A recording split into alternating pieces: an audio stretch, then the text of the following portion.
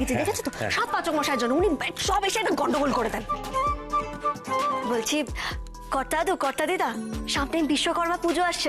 কথা নাটকের আজকের পর্ব ধারাবাহিকের শুরুতেই কথা আর অগ্নিকে দেখা যায় প্রিন্সিপালের কেবিনে। অগ্নি প্রিন্সিপালকে বলে, থাক, বাচ্চা মানুষ করেই ফেলেছে, তাই বলে ওদেরকে বকতে হবে না, একটু ভালো করে বুঝেও বলতে পারেন যে এখন এগুলো করার সময় না, বড় হলে করবে। কথা বলে, এসব আপনার জন্য হচ্ছে। অগ্নি বলে, বাবা মার এত কঠিন হলে চলে না, বন্ধুর মতো হতে হয়। ম্যাম বলে, আপনার কথা শুনে আমি অবাক হয়ে যাচ্ছি। অগ্নি তারপর ম্যামকে বলে, আমি এই কাগজটা নিয়ে যেতে পারি? ম্যাম বলে, আপনি এটা দিয়ে কী করবেন? অগ্নি বলে, না, এটা নিয়ে যাই, মাফিনকে দেখিয়ে বোঝাতে হবে তো। কথা অগ্নিকে বলে, যাক, শেষমেশ আপনার সুমতি হয়েছে। তখন অগ্নি বলে, আরে রাখো তোমার সুমতি, আমি তো এটা বাসায় নিয়ে গিয়ে ফ্রেমে বাঁধিয়ে রাখবো, মানে যখন বড় হবে তখন আমি আর ও মিলে এটা নিয়ে হাসাহাসি করব। এই কথা শুনে কথা রেগে চলে যায়। দৃশ্য পরিবর্তন হলে সেই ছোট ছেলেটিকে দেখানো হয়।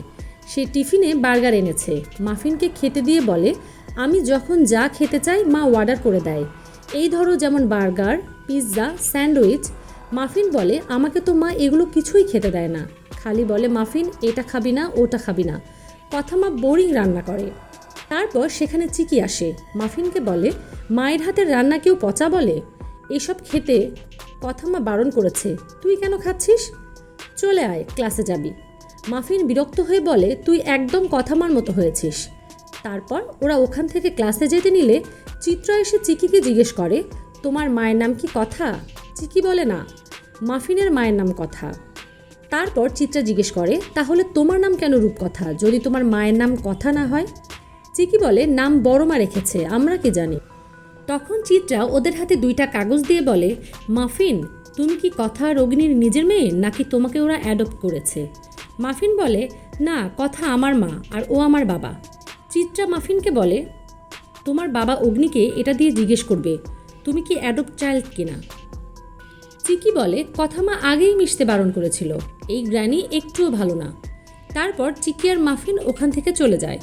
চিত্রা বলে, আমি অনেক ভালো, তবে তা কথার জন্য নয়। তুমি কি ভেবেছিলে কথা? ওই গুহবাড়িতে স্বামী সন্তান নিয়ে সুখে থাকবে? তা আমি থাকতে হতে দেব না। দৃশ্য পরিবর্তন হলে কথা বলে, আমার তো লজ্জায় মাথা কাটা যাচ্ছে, মাফিনের স্কুল পরিবর্তন করব কি?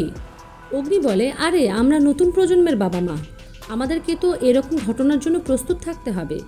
এগুলো তো সামান্য, সামনে আরও কি করবে সব কিছুর জন্যই আমাদের প্রস্তুত থাকতে হবে। চলো তোমাকে একটা টি ডেটে নিয়ে যাই। কথা রেগে বলে, আপনি ভাবতে পারেন আমাদের মেয়ে প্রেমের প্রস্তাব দিয়েছে আর আমি এখনও চুপ করে আছি। মা আনন্দী আমাকে কত ধৈর্য দিয়েছে। ওদিকে বাড়িতে মাফিন আর চিকি বসে আছে। মাফিনের মন খারাপ দেখে চিকি বলে, তুই মন খারাপ করিস না, গ্র্যানি মিথ্যে বলেছে। মাফিন বলে, গ্র্যানি তো ভালো, আমাদের চকলেট দেয়, কেন ও মিথ্যে কথা বলবে? আমরা এই বাড়ির মেয়ে নয়, আমাদেরকে পাল্টে এনেছে। চিকি মাফিনকে সান্ত্বনা দিতে দিতে বলে, এই কথা বাড়ির কাউকে বলিস না যেন, ওই ডাইনি মিথ্যে কথা বলেছে। নেক্সট সিনে সবাই মাফিনের কর্মকাণ্ড নিয়ে আলোচনা করছিল। তখন লেখা বলে, এইটুকুন মেয়ে এগুলো কি করে শিখলো? শশীভূষণ বলে, কেন, এই বাড়িতেই তো বীজ আছে, সব নষ্টের মূল ওই অগ্নি। তখন অগ্নি এসে বলে, নিজে তো কখনো কারো বন্ধু হতে পারোনি, আমি হচ্ছে তাই সহ্য হচ্ছে না। তারপর কথা পুজোর কথা বলে, কি অনুষ্ঠান হবে সেই নিয়ে আলোচনা হয়। তারপর শশীভূষণ বলে, সবাইকে বলে দাও পুজো এবারে এই বাড়িতেই হবে। পরের দিন সেন্ডি আর অর্ণা মিলে পুজোর দিন ব্লগ করা শুরু করে। বাড়ির সবাই পুজোর কাজে ব্যস্ত হয়ে পড়ে। আজকের পর্ব এখানেই, দেখা হবে আগামী পর্বে।